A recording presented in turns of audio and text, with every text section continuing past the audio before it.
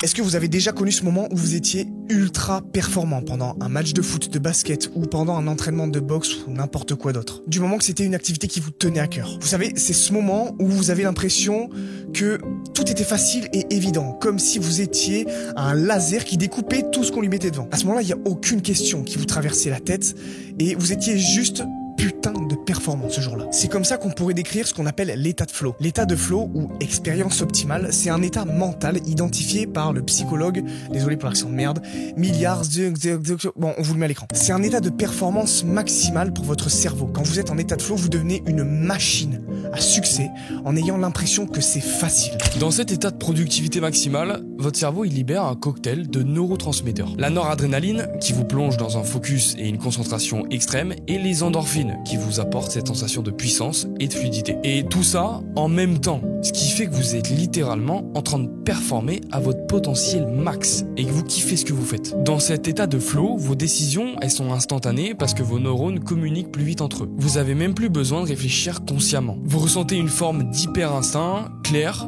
et rapide. En fait, c'est le seul état mental où vous êtes littéralement à 100% dans l'action. Ce qu'il faut bien comprendre, c'est que l'état de flow, c'est l'anti-distraction par excellence. Quand vous y êtes, vous ne pouvez ni penser au passé, ni anticiper l'avenir. Vos pensées ralentissent littéralement. Votre mental, il se plonge dans la tâche. Et pour une fois, vous avez plus besoin de lutter pour vous concentrer. À ce moment-là, c'est le monde extérieur qui s'efface. Et c'est l'arme ultime du flow. Il court-circuite tout pour que vous soyez immergé totalement. Et quand on entre dans cet état de flow, le temps il se tord, littéralement. Les chercheurs, ils appellent même ça la distorsion temporelle. Il y a certaines études en neurosciences qui montrent que l'activité du cortex préfrontal, qui est la zone du cerveau responsable de la perception du temps, elle ralentit fortement. Résultat, 1 heure, ça passe comme 10 minutes. Ou parfois 10 secondes peuvent sembler durer une éternité. Votre cerveau, il essaye plus de gérer le temps. Il est simplement dans l'action pure et dure. Le problème, c'est que cet état de flow, il est hasardeux pour 90% des gens. On peut se réveiller du bon pied et hop, d'un coup,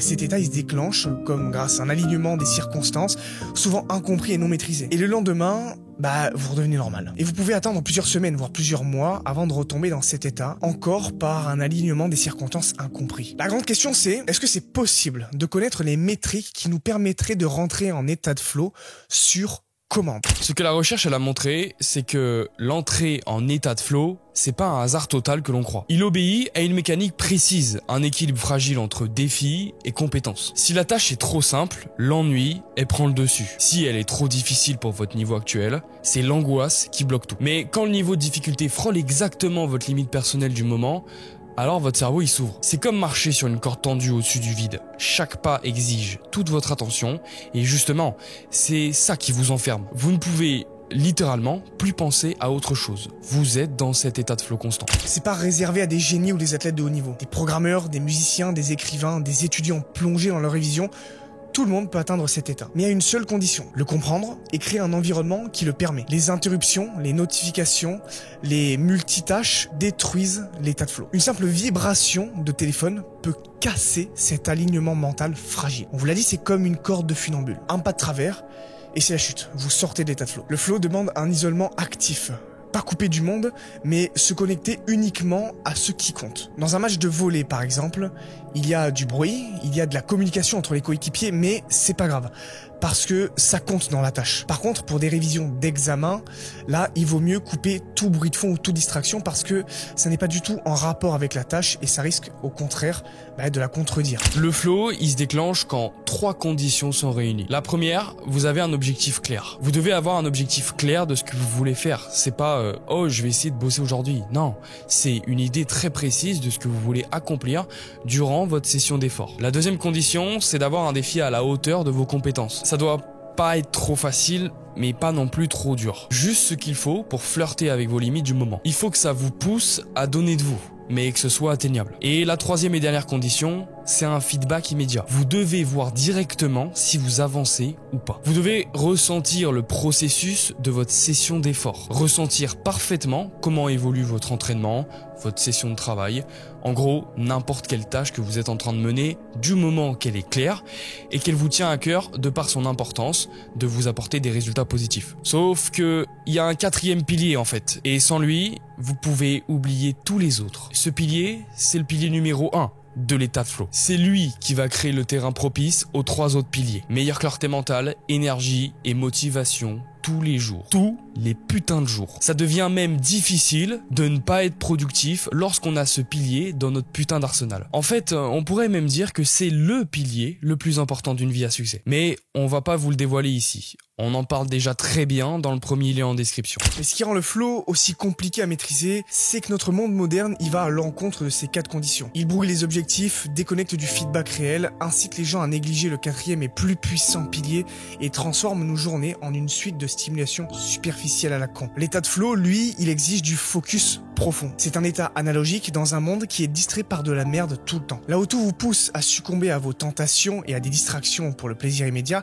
l'état de flow vous plonge dans l'ignorance de toute distraction pour vous plonger dans la tâche. C'est un état de concentration maximale. C'est pour ça qu'il est devenu un super pouvoir moderne. Parce que celui qui sait l'atteindre a réussi à être plus fort que les tentations modernes. Donc il possède un super pouvoir qui lui donne un avantage colossal sur les autres. Mais attention, parce que c'est pas magique. Il y a une friction nécessaire à l'entrée dans le flow. Avant de tomber dedans, il y a souvent une phase de résistance, d'inconfort, parfois même d'ennui. Et c'est là que 99,9% des gens y décrochent. L'entrée dans le flow teste votre capacité à forcer l'entrée qui commence par cette phase de chauffe. Comme un échauffement en plein hiver avant que le corps soit prêt à l'effort. Celui dans cette situation-là qui a la flemme de s'échauffer, il s'entraîne pas parce que c'est l'étape la plus mentale. Par contre, celui qui arrive à braver l'étape de l'échauffement dans le froid, il a fait le plus dur et rentre dans un état propice à l'effort. C'est pareil pour l'entrée dans le flow. En fait, vous devez accepter que les premières minutes de votre tâche seront parfois difficiles. Mais si vous persistez, votre esprit et votre corps seront suffisamment chauffés et vont s'harmoniser pour rentrer dans cet état de flow. Le truc, c'est que la plupart des gens sont des impatients en puissance. Ils essaient 10 minutes et ils finissent par dire « Ah bah non, ça marche pas ». Mais ceux qui persévèrent, ils atteignent cette bascule où tout change. Et donc c'est là que l'état de flow, il récompense ceux qui traversent la première barrière. Certains ont la chance de vivre l'état de flow.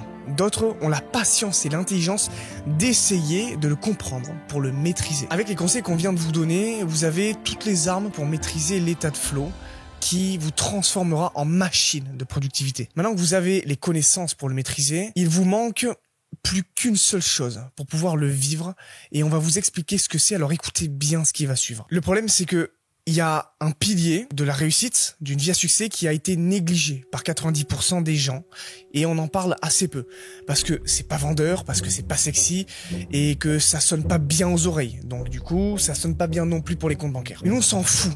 On s'en fout de vous présenter ce dont vous avez envie, on vous présente ce dont vous avez réellement besoin. Et le truc, c'est que ce pilier, c'est le pilier maître qui va soutenir tous les autres. Si vous enlevez ce pilier, vous pouvez tout oublier.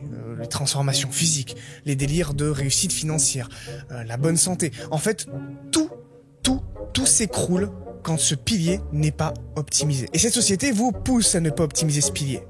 Sauf qu'il y a réellement des métriques pour le maîtriser. Et quand vous l'avez maîtrisé, il y a le monde d'après, celui que vous allez vivre. Là, vous vivez dans une réalité que vous pensez être la finalité de votre état de forme, de votre énergie, ce qui est totalement faux. Les jours où vous vous réveillez en forme aujourd'hui sont en vérité des jours où vous êtes off. Mais vous vous en rendez pas compte. Ce pilier-là vous offre la possibilité de vivre l'expérience de ce que ça fait quand un corps humain tourne à plein régime. Et avec ce pilier, vous allez pouvoir vivre l'expérience d'une vie à succès. Le sommet de vos ambitions sera réellement atteignable. Vous vous rendrez compte qu'en fait, vos rêves peuvent être transformés en réalité, pour de vrai. Si vous êtes intéressé par le fait de ressentir une motivation quotidienne, par une vie où il devient difficile de ne pas être productif et de ne pas réussir, si vous êtes intéressé par la connaissance de ce pilier, quel est ce pilier numéro 1 de la réussite, vous avez juste à cliquer sur le premier lien en description et on vous explique tout. Merci pour votre attention. Sur ce, n'oubliez pas, poursuivez votre version 2.0 et au lieu de le rêver, faites-le.